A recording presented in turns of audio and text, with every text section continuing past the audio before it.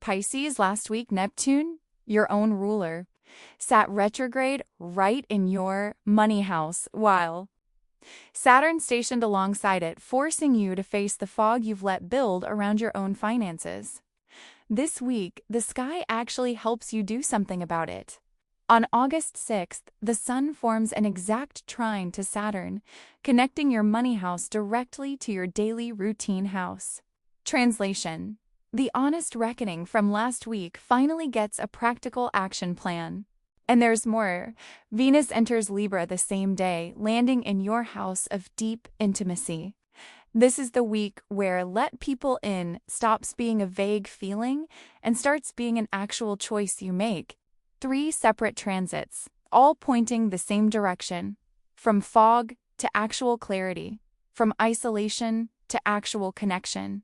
That kind of alignment doesn't happen often. And it's worth actually using rather than letting it pass by as background noise while you scroll past to the next thing. Money and career. Let's talk money and work, because this is where the real movement is. That Sun-Saturn trine is genuinely rare good news for you specifically.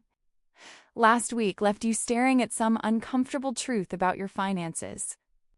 Neptune's fog making it hard to even know what you actually have or what you're actually worth.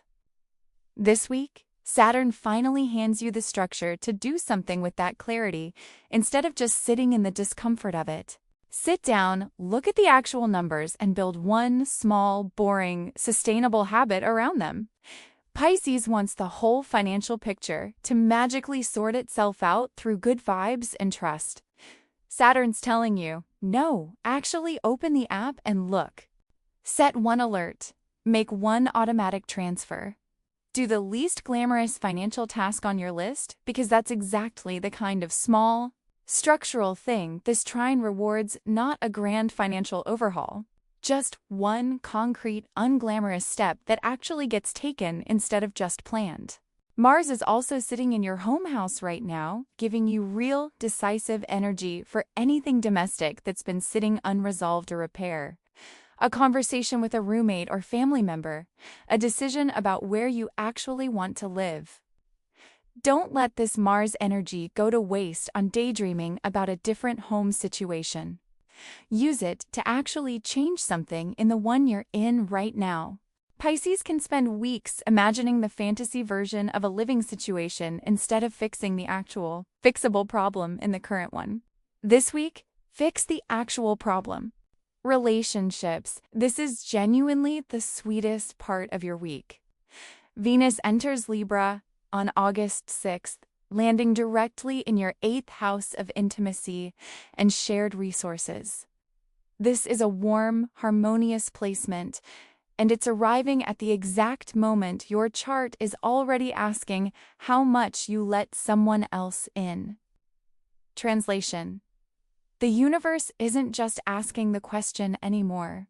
It's making the answer easier. If you've been circling a deeper conversation with a partner about monies, trust, or emotional walls you've kept up, this week genuinely smooths the way to actually have it. Here's the pattern worth naming directly. Pisces.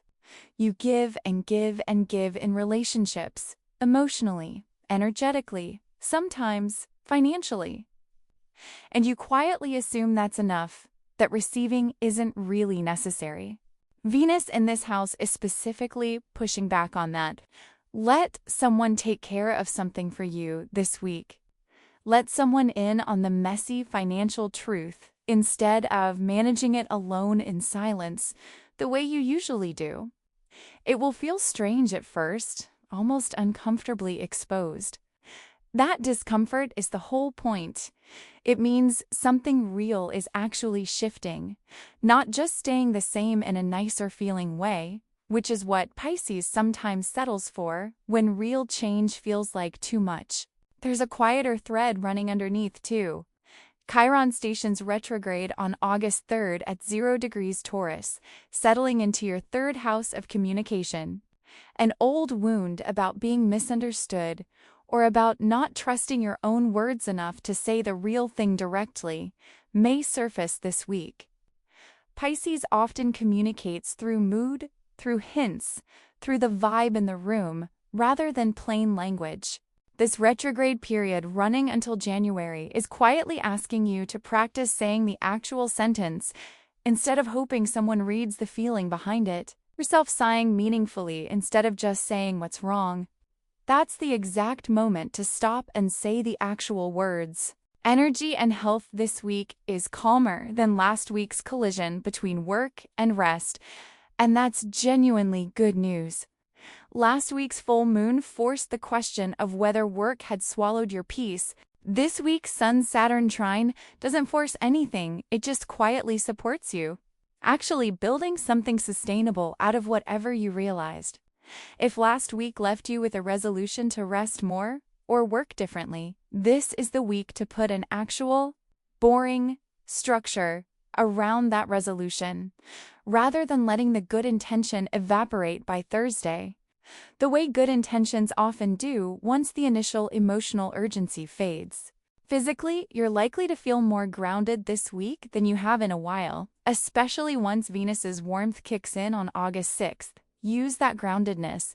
Don't immediately fill it back up with obligations the second it arrives, which is a very Pisces move. Feeling calm for 5 minutes and immediately worrying, that means you're not doing enough. Calm isn't a warning sign this week. It's just calm. Let it stay that way for longer than 5 minutes if you can manage it, without immediately hunting for the next thing that might quietly need worrying about. Now, here's the part that ties everything together. The lunar nodes are still on the Aquarius-Leo axis, with the North Node sitting in your 12th house, your own natural territory of rest, spirituality, and the subconscious. Your entire 80-month growth arc is asking you to return more fully to that inner world. Rather than staying anchored in duty and daily grind, your 6th house, where the South Node sits. Last week's full moon was the loud version of that message. This week's gentler Sun-Saturn trine is the quiet, practical follow-up. Build a life that actually has room for the spiritual, reflective side of you, instead of treating it as something you'll get to once the to-do list is finally empty. That list is never going to be empty, Pisces. That's not a flaw in your planning. That's just how lists work. The nodes are asking you to stop waiting for permission to rest and reflect, and just build it in now, this week, while the sky is actually making it easy. Notice how the Sun-Saturn trine and the nodal theme are essentially telling you the same thing from 2 different directions. Structure your rest. Don't just hope it happens once everything else is done. So here's your bottom line. Saturn is handing you the structure to fix the money fog. Venus is handing you the warmth to actually let someone in. And Chiron is quietly asking you to say the real sentence instead of the hint. None of this needs to be perfect by Friday. It just needs to actually start. One more thing before you go.